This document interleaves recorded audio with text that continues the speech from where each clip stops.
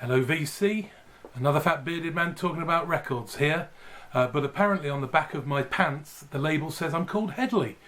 I'm doing this video as a response to Andy from Andy's Vinyl Den, who, happy birthday, he's just turned 1. It's been a very lovely year. He's a very cute little baby, isn't he, at 1? Is that an analogy I can go with? I mean, when you're a 1-year-old, you know, everyone thinks you're lovely. You're very cute, aren't you?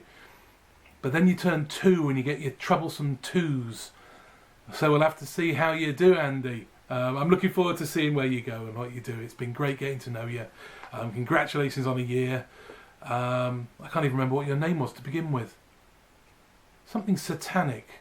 Naughty.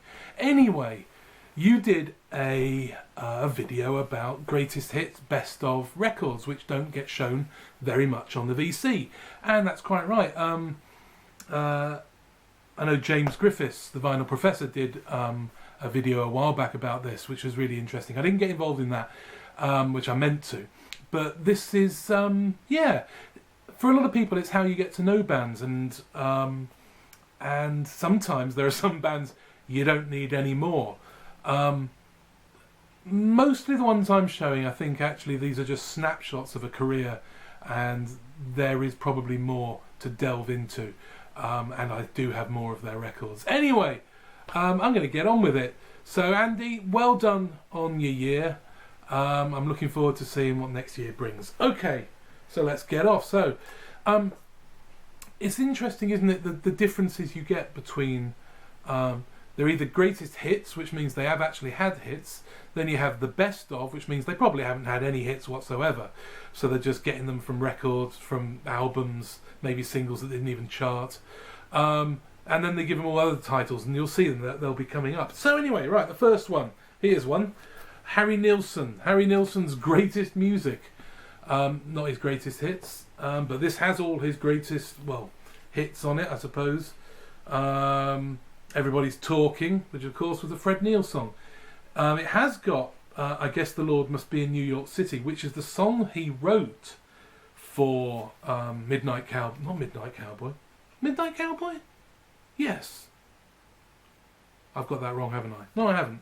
I'm thinking of Midnight Express. Anyway, Midnight Cowboy, he wrote that for it, and they didn't really like it, and they said, well, why don't you do Fred Neil's Everybody's Talking? So he probably became more famous for that. They're very similar sounding songs, actually. So what else we got on it? Kojak Columbo, Coconuts, Without You, Love Story, Randy Newman's song, Without Her. Yeah.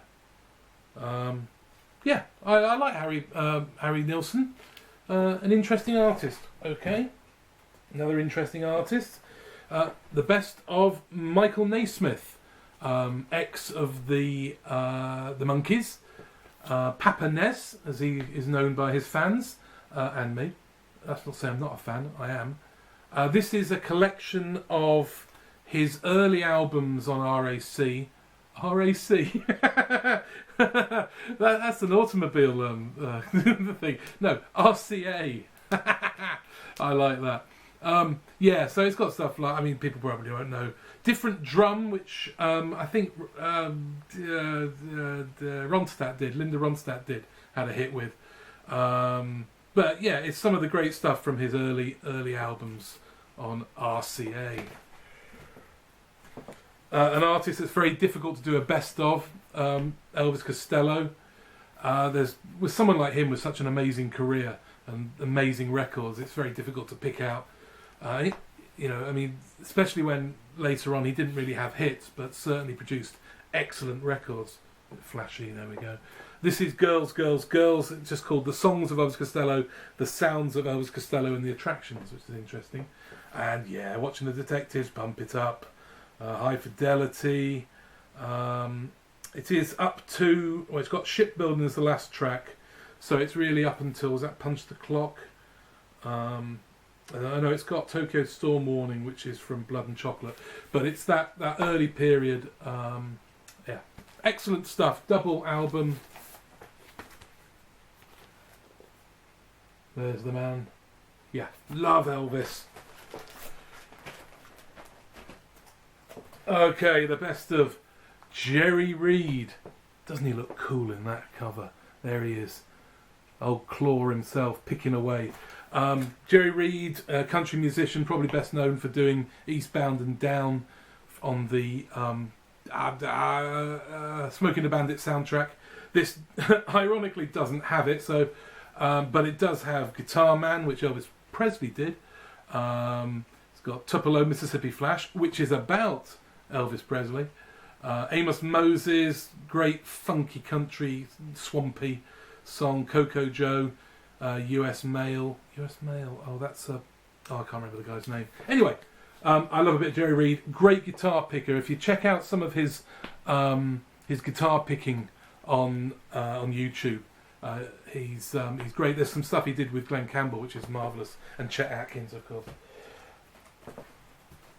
Lise will like this. Harry Chapin, anthology of, again, probably someone that didn't really have that many hits, sold albums, but does have his hits on it. WOLD and Cats in the Cradle. Who was it that did Cats in the Cradle? I want to say Extreme. It wasn't though, was it? Was it? They did More Than Words. Who did Cats in the Cradle? Oh, some kind of big hair, soft metal act. I can't remember who they were. He's great. He's a bit pompous. He's a big storyteller. All his songs really tell a story. They're slightly overblown, and I like that. They're slightly big, bold. Sometimes rather silly, but I like him. Sadly killed in a car crash in 1981. Here we've got Lee Hazelwood. This is the very special world of Lee Hazelwood. Again, not someone with particularly many hits to his name. And this puts together collections of stuff from a number of his albums. It has got These Boots Were Made for Walking. I think it's the version that was just him that he did, not the one with Nancy Sinatra. But it's got beautiful songs. Sand is wonderful. My Baby Cried All Night Long. My Autumn's Done Come. So Lee Hazelwood, like a bit of him. He's a kind of weird, easy listening country kind of, strange area. The Four Tops Story. This is 1964 to 1972. And this is what you get again with sort of greatest hits or best of, because of course they're either from a period that the artist or band were on a label, so they can't have some, like, so for example, that Jerry Reed didn't have Eastbound and Down because he'll have recorded that for another label, I assume. Or maybe it was before that. It was probably before that. I'll shut up. The Four Tops. I Can't Help Myself. Well, hang on. We'll Reach Out, I'll Be There. Standing in the Shadows of Love. Bernadette. You Keep Running Away. I love that one. Walk Away, Renee. Oh, that's marvellous. If I Were a Carpenter, Tim Hardin's song. Yeah, it's on Four Tops. Wonderful stuff.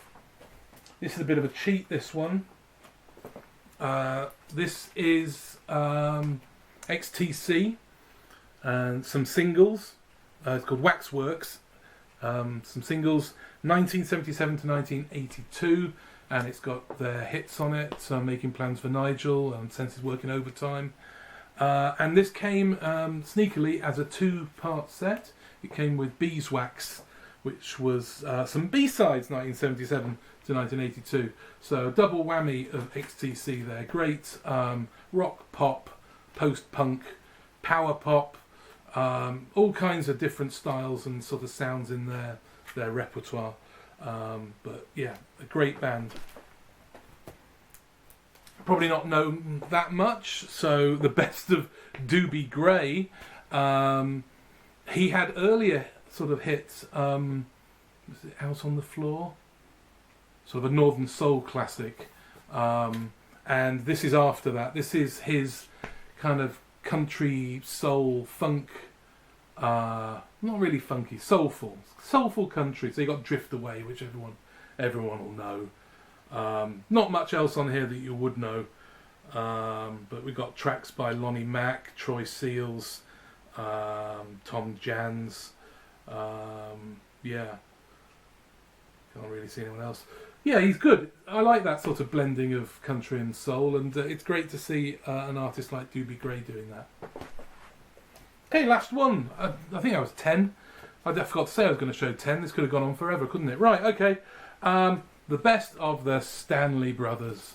This is on Star Day, and this has the sort of their well-known stuff: Rank Stranger, Little Maggie, Sunny Side of the Mountain, Wildwood Flower. Bluegrass. Probably really, I suppose, the second bluegrass group. They were influenced by Bill Monroe when he sort of created bluegrass, and they were straight in there liking the sound and replicating it and making it their own as well. And I think last year we lost Ralph Stanley, sadly. Carter Stanley died many years ago. But there you go. So that's the best of the Stanley Brothers. I like those Star Day best-ofs. I've got quite a few of these. Anyway, there you go. So Andy, congratulations on your anniversary. And I'll probably be back soon with another video. So bye-bye for now.